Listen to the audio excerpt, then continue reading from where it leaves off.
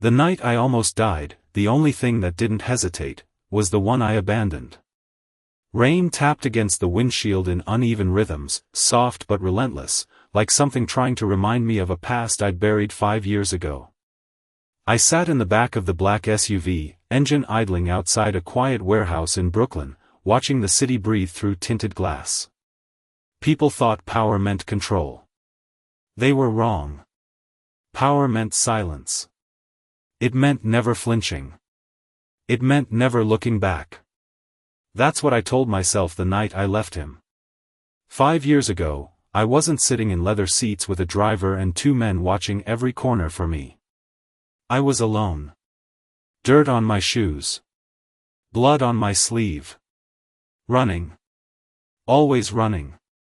The highway stretched out in front of me, slick with rain, headlights cutting through the darkness like knives. He was in the passenger seat. Small. Maybe 8 months old.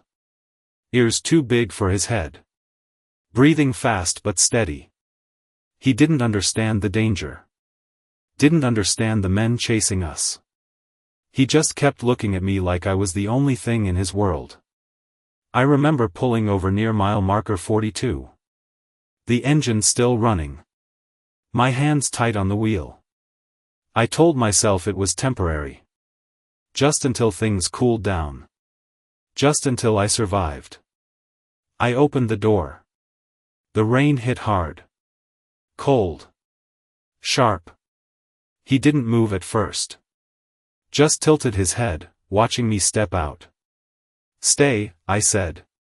My voice didn't shake. It never did back then. He stayed. Of course he did. That's what loyalty looks like before it gets broken. I walked around the front of the car.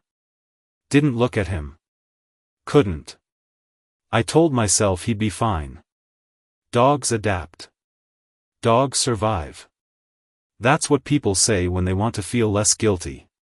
I got back in. Closed the door. For a second, everything was quiet except the rain. Then I looked up. He was still there. Sitting exactly where I left him. Watching me through the glass. Waiting. That was the moment. The one that still comes back in pieces. I could have opened the door. I could have turned back. But survival is a selfish thing. It makes decisions for you. I pressed the gas. The car moved. Slow at first. Then faster. I didn't check the mirror. Not once. I told myself I couldn't afford attachments. Not in my world. Not with the life I was stepping into. And for 5 years, I believed that. I built an empire on that belief. No weakness. No hesitation. No past. Until tonight. Because as I stepped out of that SUV, rain soaking through my coat, something in the distance moved. Low to the ground. Silent. Watching me the same way he did back then. And for the first time in years, I felt something I couldn't control. I did not move at first, because power had taught me that reacting too quickly was how you lost control, but this was different. This was instinct clawing its way through years of discipline, and I felt it in the way my chest tightened, in the way the rain suddenly felt colder against my skin. The figure did not rush me, did not bark, did not make a sound. It simply stood at the edge of the dim security light about 30 feet away, watching, the same stillness, the same patience I remembered. And my men noticed it too. I could feel their attention shift without them saying a word. "You want us to handle it?" one of them asked quietly, already stepping forward, but I raised a hand, slow, controlled, stopping him before he could take another step, because something about this moment did not belong to them, it belonged to me. I took one step closer, then another, the wet pavement reflecting the pale yellow light above us, turning everything into a distorted mirror, and the figure moved. Just enough for the light to catch his fur, black and tan, soaked but clean, muscles defined beneath the surface like he had been trained, not just surviving, and my breath caught even though I did not want it to. "That is not possible," I said under my breath, more to myself than anyone else, because 5 years was a long time, long enough for things to disappear, to be forgotten, to become nothing more than a decision you convinced yourself was necessary. But he did not look forgotten, he looked intentional, like every step he had taken since that night had led him back here. He tilted his head slightly, the same way he used to when he was trying to understand me, and that small movement hit harder than anything else, because it was familiar, painfully familiar, and I felt something shift inside me, something I had locked away so completely I almost did not recognize it. Rex, the name slipped out before I could stop it, quiet, uncertain, like I did not have the right to say it anymore, and for a second nothing happened, just the rain, just the distant hum of the city, and then his ears moved, just a fraction, but enough to tell me that he heard it, that he remembered. My men exchanged looks behind me. Confused, waiting for orders that did not come, because I could not think like that right now. I could not reduce this to a problem to be solved or a threat to be removed, not when the past was standing right in front of me breathing. I took another step forward and he did not retreat, did not show fear, just watched me with those steady eyes, and I realized something that unsettled me more than any rival ever had. He was not here because he had nowhere else to go, he was here because he chose to be, and that choice carried a weight I was not prepared to face. "You should not be here," I said, my voice lower now, almost softer, and it sounded wrong coming from me, unfamiliar, like I was speaking in a language I had not used in years. But he stayed, unmoved, rain sliding off his coat, as if distance and time had never mattered to him at all, and for the first time since I built everything I have, I did not feel in control of the situation. I felt seen, and that was far more dangerous. It should have ended there, just a strange moment in the rain, something I could dismiss, something I could bury the same way I buried everything else, but he did not leave, and that was the problem, because in my world, everything left eventually. People, loyalty, promises, they all had a price or an expiration, but he stood there like neither applied to him, like time had not touched whatever tied him to me. I turned slightly, enough for my men to understand without words, and they stepped back, giving space, confused but disciplined, because they had learned not to question me, not out loud, not when my tone shifted like this. I walked closer until there were maybe 10 feet between us, close enough to see the details, the faint scar above his left eye, thinner than I remembered but still there, a line that connected past and present in a way I could not ignore, and my chest tightened again, sharper this time, because that scar had not been there before I left him, which meant everything that happened after that night, everything he survived, happened without me. "How are you still here?" I asked, and the question sounded wrong the second it left my mouth, because it was not really a question, it was disbelief. It was guilt trying to disguise itself as logic, and he did not answer. Of course he did not, but his eyes held mine, steady, calm, like he did not need words to make his point. The rain picked up, heavier now, tapping against metal and concrete, filling the silence with a rhythm that made everything feel slower, more deliberate, and I noticed something else, something that unsettled me in a different way. He was not just watching me, he was watching everything, the corners, the shadows, the movement of my men, the distant street, like he had learned to read the world the same way I had, always calculating, always aware, and that realization hit harder than any memory, because it meant he had adapted to survive in a world I forced him into. "Boss," one of my men said quietly from behind me, "this area is not secure, we should move," and normally I would agree.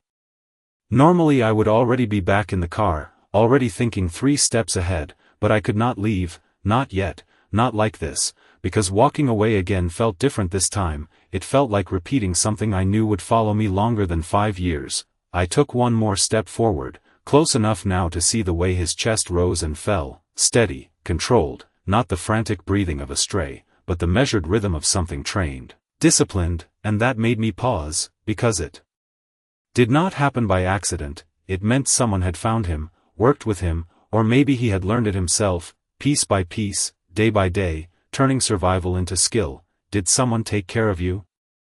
I asked, quieter now, and I hated the way that question sounded, because it carried something I had not allowed in years, concern, real concern, and I did not know what to do with it. He stepped forward then, just one step, closing the distance slightly, not aggressive, not hesitant, just certain, and my body reacted before my mind did. a slight shift, a tension in my shoulders, not fear, but awareness. Because this was no longer just a memory standing in front of me, this was something real, something that could change the balance I had built my life on. He stopped again, waiting, always waiting, like he had been doing that night, like he was giving me the same choice all over again, and the realization settled heavy in my chest, because this time, I knew exactly what walking away would cost. The rain kept falling, steady and unbothered, like the world had no interest in what was happening between us, and maybe that was the part that made it feel more real, because nothing dramatic announced this moment, no warning, no noise, just a quiet shift that I could not undo.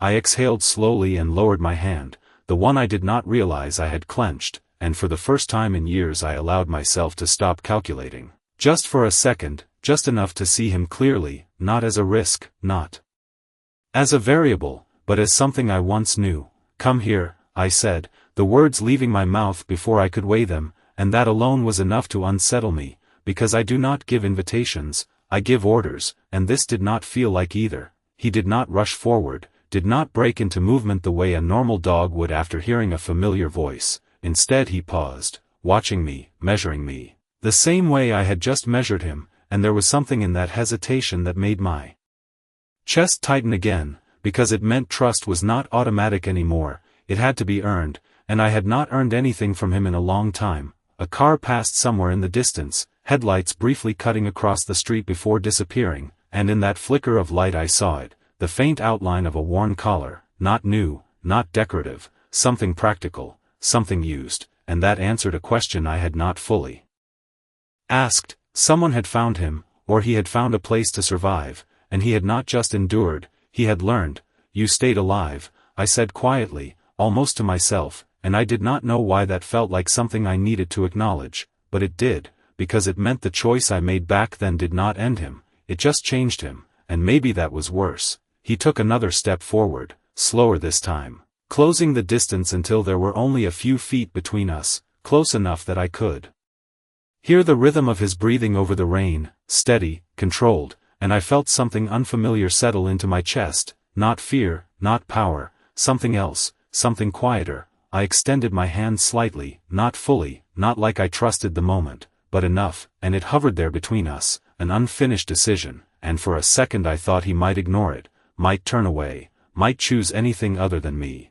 And I realized I would deserve that, but he did not turn, he moved forward just enough to lower his head, not in submission, not in weakness, just enough to close the space, and when his fur brushed against my fingers, it felt real in a way nothing else had in years, warm despite the rain, solid, present, and my hand reacted before my mind could interfere, fingers curling slightly, feeling the texture, the weight, the proof that this was not memory, not imagination. Behind me, I could feel my men watching, uncertain, waiting for direction, but I did not look back, because for the first time in a long time, what was in front of me mattered more than what was behind me. "I left you," I said under my breath, the words heavier than they should have been, and he did not pull away, did not react, just stayed there, steady, like he was not here for explanations, not here for apologies, just here, and that simplicity unsettled me more than anything else. A low sound escaped him then, not a bark, not a warning, just something quiet, almost like recognition, and it settled into the space between us, and I realized something I had avoided since the moment I saw him. This was not about the past catching up to me, this was about the present giving me a chance I did not deserve, and the way he stayed, the way he did not leave, made it clear that this time, the choice was mine again, but the cost would be different. The moment my hand settled against him, something shifted in the air, subtle but undeniable, like a line I had drawn years ago had just been crossed without permission, and I felt it in the way my shoulders lowered slightly, in the way my breathing slowed without me forcing it. He did not move away, did not flinch, just stayed there, grounded, like this contact meant nothing and everything at the same time. And that steadiness unsettled me more than if he had reacted. "Boss," the voice came again from behind me, quieter this time, more cautious, because they could see it too now, that this was not a normal situation, not something that fit into the structure they understood. "We should go, now," and normally I would have already agreed, already stepped back into the car, already put distance between me and anything unpredictable, but my hand was still resting on him, and pulling it away felt harder than it should have been. I exhaled slowly and straightened, letting my fingers slip from his fur, and the absence of contact felt immediate,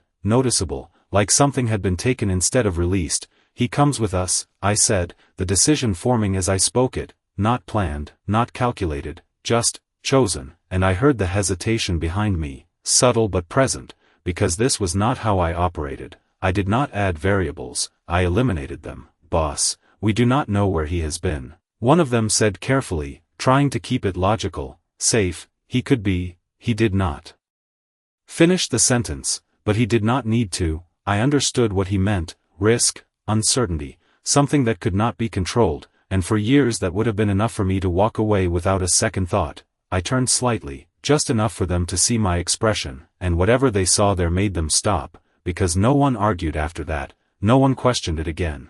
I looked back at him and nodded once, a small motion, but intentional. "Come on," I said, and this time it sounded closer to an order, something familiar, something I could hold on to, and he moved, not rushing, not hesitating, just falling into step beside me like he had always known where to be. We walked toward the SUV together, rain still falling, shoes hitting wet pavement in a steady rhythm, and I was aware of every detail, the sound, the distance, the way he stayed slightly to my left, not crowding, not drifting, just present, and it felt right in a way I did not trust. The door opened, one of my men stepping aside, watching the dog with careful eyes, but saying nothing, and I paused for a fraction of a second before getting in, not because I doubted the decision, but because I understood what it meant. Bringing him back into my world was not simple, it was not safe, and it was not something I could undo easily. I slid into the seat and he followed without being told again, settling on the floor near my feet, calm, composed, like he belonged there. And that thought hit me harder than anything else, because belonging was something I had never offered anyone, not fully, not without conditions. The door closed, shutting out the rain, the engine came to life, and as the car began to move, I looked down at him, really looked this time, and he lifted his head slightly, meeting my gaze without hesitation, without fear, just that same steady presence that had followed me from the past into this moment. 5 years, I said quietly, the words almost lost in the hum of the engine, and he did not react, but he did not need to, because the truth was already there between us, unchanged by time, unaffected by everything I had built since, and as the city lights blurred past the window, I realized something I had not allowed myself to think until now. Bringing him back was not just about him, it was about what I was about to become because of him. The city lights slid across the window like streaks of gold and white, blurred by rain and speed, but my attention stayed fixed on the quiet weight at my feet, because nothing in this car felt the same anymore, not the leather, not the silence, not even the men sitting across from me pretending not to watch. He did not move much, just adjusted once before settling again. Body aligned with the motion of the vehicle like he had done it 1,000 times, like he understood balance, space, awareness, and that detail kept pulling at my thoughts, because this was not survival anymore, this was discipline. "Where are we taking him?" the driver asked carefully, eyes forward, voice neutral, but the question lingered in the air longer than it should have, because it was not about location. It was about what came next. I leaned back slightly, letting my head rest against the seat, and for a moment I did not answer, not because I did not know, but because saying it out loud would make it real, and I had built my life on keeping things controlled, contained, predictable. "Home," I said finally, the word simple, but it carried more weight than anything else I had said tonight, and I felt the shift in the car, subtle, but there, because home was not a place people entered without purpose, without clearance, without trust, and I had just extended all three without explanation. No one argued, no one questioned it, but the silence changed, it became sharper, more aware, like everyone understood that something had just shifted in the structure they relied on. I looked down again, studying him more closely now that the initial shock had settled, his coat clean despite the rain, muscles defined beneath it, posture controlled even at rest,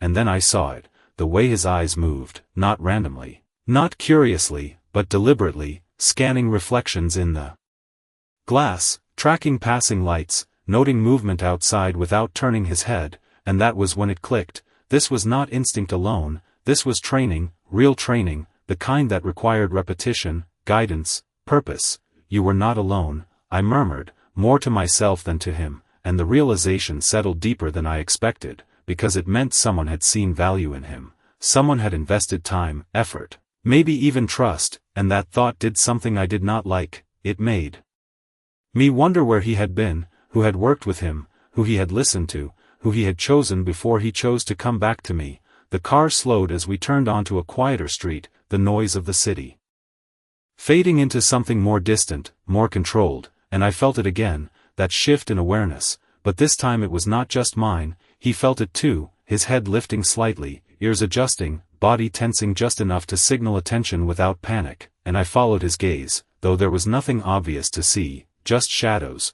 just empty sidewalks, just the kind of quiet that usually meant nothing. What is it? I asked under my breath, not expecting an answer, but his focus did not break, not even for a second, and something in my chest tightened again, not fear, but recognition, because I had learned to read silence the same way, to understand when something was off without knowing why. The car came to a stop in front of the gates, metal sliding open with a low mechanical sound, and as we rolled forward, I realized something I had not considered when I made the decision to bring him back. This was not just about giving him a place, this was about bringing something into my world that did not belong to it, something that could not be controlled the same way everything else could. And as the gates closed behind us, sealing us inside, I looked down at him one more time, and for the first time since I built everything I have, I was not entirely sure I was the one in control anymore. The gates closed behind us with a final metallic echo that settled into the silence like a decision that could not be undone, and the car rolled to a slow stop beneath the covered entrance, lights reflecting off polished stone and glass, everything controlled, everything exactly where it should be, the kind of place where nothing unexpected ever happened. I stepped out first, the air cooler here, quieter, shielded from the city, and for a second I just stood there, letting the stillness settle. Letting my mind catch up to the reality of what I had brought back with me. The door behind me opened and he stepped out without hesitation, paws hitting the ground with a soft, steady rhythm, not rushing, not wandering, just positioning himself slightly behind and to my left, and I noticed it immediately. The placement was not random, it was deliberate, tactical, the kind of positioning someone would teach, not something a stray would guess. My men watched him closely now, no longer hiding it, their eyes tracking every movement, every shift in posture, and I could feel the tension building, not fear exactly, but uncertainty, because they did not know where he fit, and in my world, anything without a defined role was a problem. Inside, I said, my voice returning to something more familiar, controlled, and I started walking without checking if he would follow, because I already knew he would, and he did, falling into step beside me again, matching pace without looking at me, like he understood direction without needing constant confirmation. The doors opened as we approached, staff stepping aside, their expressions neutral but curious, because they were not used to seeing me bring anything in that had not been cleared, not been expected, and I did not slow down, did not explain, just moved through the space like everything was exactly as it should be. The marble floors reflected our movement, my shoes, his paws, side by side, and that image stayed with me longer than it should have, because it looked normal, and nothing about my life was supposed to look normal. We entered the main hall, lights soft, controlled, the kind of environment designed to eliminate chaos, and he paused for the first time since we arrived, not out of hesitation, but awareness, his head turning slightly, taking in the space, the exits, the movement of people, the subtle shifts in sound, and I watched him do it, really watched him, because this was not instinct reacting to noise, this was analysis, structured, practiced. Clear the area, I said without raising my voice, and immediately the staff moved, quietly, efficiently, leaving us alone in the open space, because this was something I needed to understand without distraction. He stepped forward again, slower now, exploring but not wandering, controlled even in curiosity, and I felt that same unsettling realization settle deeper. This was not the same dog I left behind, not even close. This was something that had been shaped by time, by experience, by something I did not witness. I walked past him and stopped near the center of the room, turning just enough to face him, and for a moment we just looked at each other, no movement, no sound, just that same steady connection that had followed me from the past into this place I had built. Who trained you? I asked quietly, not expecting an answer, but needing to say it out loud, because it mattered, because it meant there was a part of his life that did not belong to me, and that thought did not sit well, not in a world where I controlled everything that entered it. He tilted his head slightly, the same small motion from years ago, but there was something else behind it now, something sharper, more aware, and then he moved. Just one step closer, closing the distance between us again, not waiting for permission, not asking, just choosing, and I felt it then, clear and undeniable. This was not about me taking him back, this was about him deciding to return, and that difference changed everything. He stopped just a few feet in front of me, close enough that the distance no longer felt like space, it felt like a decision, and for a moment neither of us moved, because movement would have made it simple, and nothing about this was simple anymore. I studied him again, slower this time, more deliberate, tracing every detail like I was trying to understand a story I had only seen the beginning of, the scar above his eye, the controlled rise and fall of his chest, the way his weight shifted slightly on his paws without losing balance. Everything about him spoke of time, of experience, of something that had shaped him into this version of himself that I had no part in. You are different, I said quietly, the words carrying more than observation, because they held a realization I was not ready to fully accept, that he had become something without me, something complete. He did not react the way I expected. There was no excitement, no hesitation, just that same steady presence, like he did not need validation, like he already knew who he was. I turned slightly, walking past him toward the far end of the hall where the lights dimmed into softer shadows, and I could hear him follow, not immediately, not blindly, but with that same measured timing, keeping distance, keeping awareness, and I realized something else then. He was not just following me, he was choosing how to move around me, adapting, positioning, always aware of everything else in the room. I stopped near the large glass windows that overlooked the city, the rain still falling beyond them, streaking the skyline into blurred lines of light and darkness, and I felt that old memory surface again, the highway, the rain, the moment I chose to leave, and for the first time in years, it did not feel distant, it felt present, like it had been waiting for this exact moment to return. Why did you come back?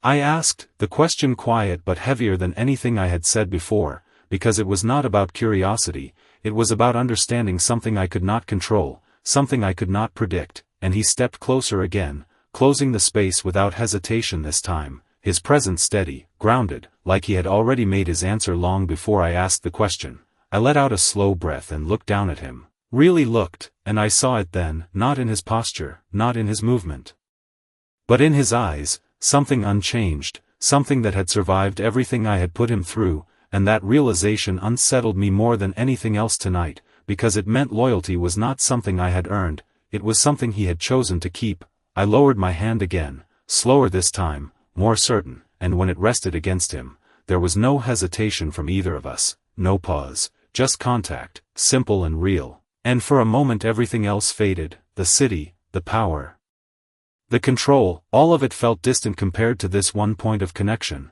Behind us, I could hear movement returning, quiet footsteps, the controlled rhythm of people re-entering a space they were told to leave, but I did not turn, because I already knew something had changed, not in the room, not in the structure of my world, but in me. You should not trust me, I said under my breath. The words honest in a way I had not allowed myself to be in years, and he did not move away, did not react, just stayed, steady, present, like my past did not define what I could be now, and that thought settled deep, uncomfortable but impossible to ignore, because it meant this was not about redemption given, it was about redemption offered, and whether I deserved it or not was no longer the question was what I was going to do with it. The room did not change, the light stayed soft, the city still blurred beyond the glass, my men still moved quietly behind me, but something inside me refused to return to what it was before, like a door had been opened and could not be closed again. I kept my hand on him longer than necessary, longer than I should have, because pulling away felt like going back to the man I had been, and I was not sure I could do that anymore. Not after this, not after him. He shifted slightly under my touch. Not restless, not uncertain, just adjusting, like he had already accepted being here, like this place did not intimidate him, and that alone told me everything I needed to know about what he had become, because nothing in my world stayed calm without reason. I finally let my hand fall to my side and stepped back, creating space again, but the connection did not disappear, it stayed, quiet, steady, like something that did not rely on distance. "Stay with me," I said, the words simple, but they carried something I had never offered before, not to anyone, not without conditions, and the moment they left my mouth I understood that this was not an order, this was a request, and that difference mattered more than I wanted to admit. He did not hesitate, did not question, just remained exactly where he was, calm, grounded, like he had already decided that long before I said it. And that realization settled into me in a way nothing else had tonight, because it meant I was not the one deciding this alone. Footsteps approached behind me, measured, controlled, and I knew without turning who it was, one of my most trusted men, the kind who never spoke unless it mattered, and even then, only carefully. "We ran a quick scan," he said quietly, stopping a few feet away. "There is a microchip, registered under a K-9 training facility upstate, but it has been inactive for over 2 years, and I felt something tighten again, not surprise, but confirmation, because it fit everything I had already seen, the discipline, the awareness, the control. None of it had come from nowhere. He was trained, I said, more to myself than to him, and the weight of that settled deeper, because it meant he had been part of something structured, something purposeful, and still, he chose to come back here, to me. "Should we contact them?" the man asked, careful, respectful, but I shook my head before he finished, the answer already clear, because this was not something I was going to hand off, not something I was going to return like it never mattered. "No," I said, my voice steady again, but different, quieter. "He stays," and that was the end of it. No debate, no hesitation, just a decision that felt less like control and more like acceptance. The man nodded once and stepped back, understanding without needing more, and the room settled again, back into its controlled silence, but it no longer felt the same to me. It felt less complete, like something had been missing all along and I had only just noticed. I looked down at him one more time, and he met my gaze the same way he had from the beginning, steady, unchanged, and I realized something then that I had avoided since the moment I saw him in the rain. This was not about him saving me, not yet, not in the way people think. This was about him returning something I had lost long before I left him behind. I turned slightly, looking back out at the city through the glass, the light stretching endlessly into the distance, everything I had built, everything I controlled, everything I thought defined me, and for the first time, it did not feel like enough. "I built an empire," I said quietly, the words barely more than a breath, and then I looked back at him, at the one thing I could never buy, never command, never replace, and I understood the truth that followed without effort, without resistance. "But you are the only thing that ever came back without a price."